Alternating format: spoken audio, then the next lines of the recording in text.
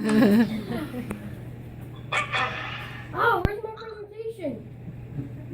Oh, wait. What? Where is it? There it is. There you go.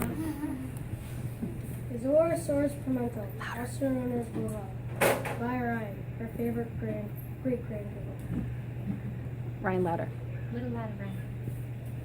Vava was born on, Vava, which means great-grandmother in Portuguese, was born on Christmas Day of 1920, and what a gift she was.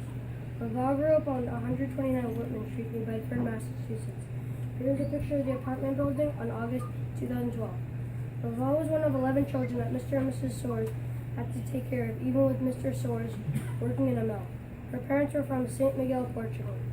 The children were Ernest being the oldest and sadly dying at birth, Ernest II, Mary, Joseph, Linda, Abel, who sadly died at the age of 5, Vava, Alice, Edward, and Dorothy. And for schooling, Vava had, oh wait a second, I can just let the video tell you about that.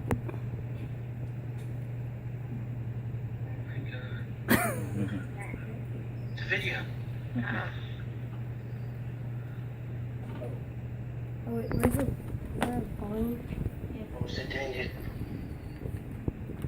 Just survived. My mother had a baby daughter, and I had to come home and stay home. And I was only 15, so they made me go to a continuation school, and I took up cooking, and I had to go for 1 year till I was 16. Did you believe it? I did. Oh, I did. Life was different. Yeah, life was sure different, wasn't it? After that was Alice, Gilda, they all went to high school. One fact that wasn't in the video is that Vava was the first one in her family to go to kindergarten. She went to Sarah Otwell Elementary School, a school that is currently permanently closed. The year it was first opened. Here's a picture of it on August 2012. After that, as a teenager, she helped her mom like a housewife.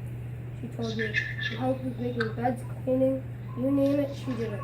And then when she got her first job, it was at a sweatshop, or stitching long pieces of material. At age 16, where she got paid 10 cents an hour for 48 hours a week. It looks something like this.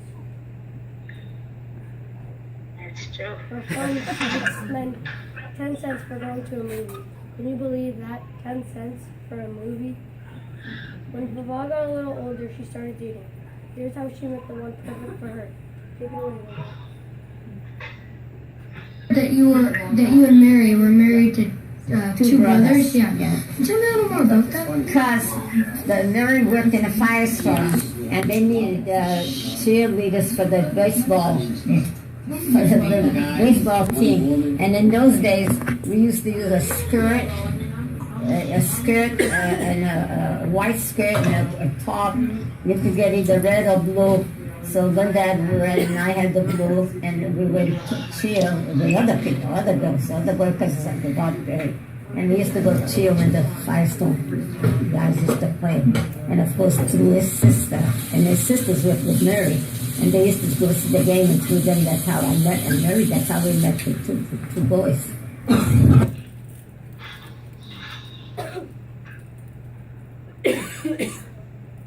After that, they decided to get married. They took a honeymoon to Niagara Falls in New York City. After that, they decided to move to a house with a farm. Ryan Louder. They had two children, a boy named John II and a girl, my grandma, named Elaine. In this picture, you can see John Pimentel, which is her husband, Vava, Elaine at age 1, and John II at age 3. Well, as I said, they were living in a house with a farm. And you need to take care of the animals with things like this. A metal horseshoe. But sometimes things go unexpected, just like this story.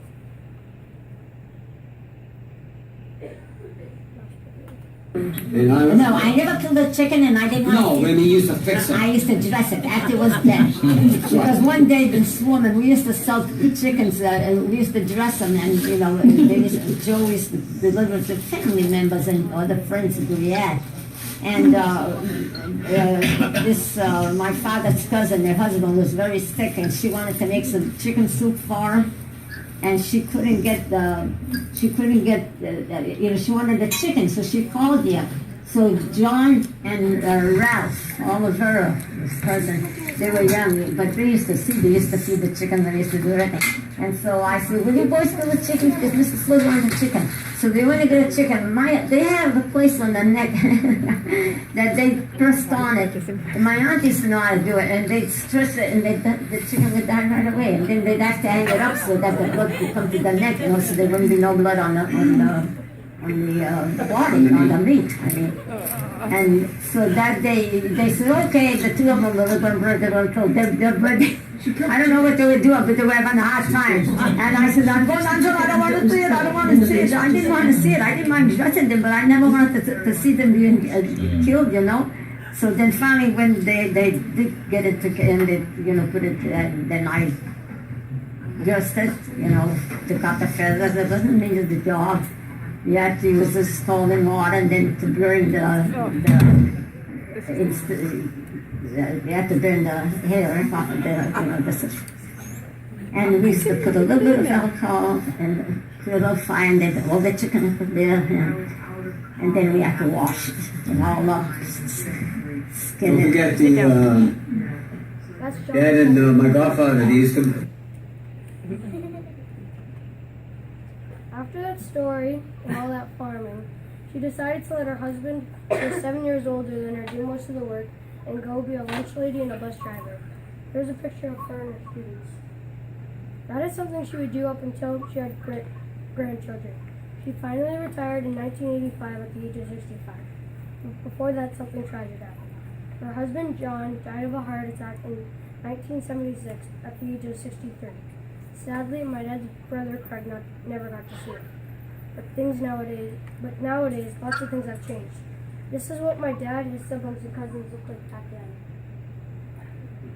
And here's what they look like now. And this is what John II and my grandma look like now. But the best thing is now that she has us. She has 7 grandkids, with my cousin Sean being the oldest, then me, who's her favorite, obviously. Then my cousin Jason, then my brother Asher, then my cousin Samantha, then my cousin Brendan, then my cousin Morgan. Right now I have a big family that consists of a great grandmother, grandparents, a great aunt and uncle, 2 second cousins, 2 aunts, 2 uncles, and 5 cousins. We all have unique qualities and different things that make us special. But one thing we all have in common, we all love God. Thank you, audience, for listening to my presentation, and special thanks to this woman right here for the love she gives to me and my family and the hard work she puts into every day. Baba, you really are a great grandma. Any questions?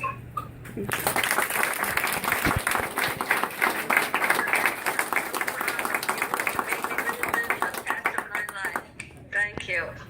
Yay. Ryan, why don't you stand next to that so I can take a picture? Thank you, everyone. Stand next to the. Video, wait. Okay, you're gonna give her this when you see her. wait, let me see her. Here. Right now. Here. Hold on. I'll switch the camera so you can get a picture. Oh, he's giving you a flower. I made this flower for you. All right, now I'm gonna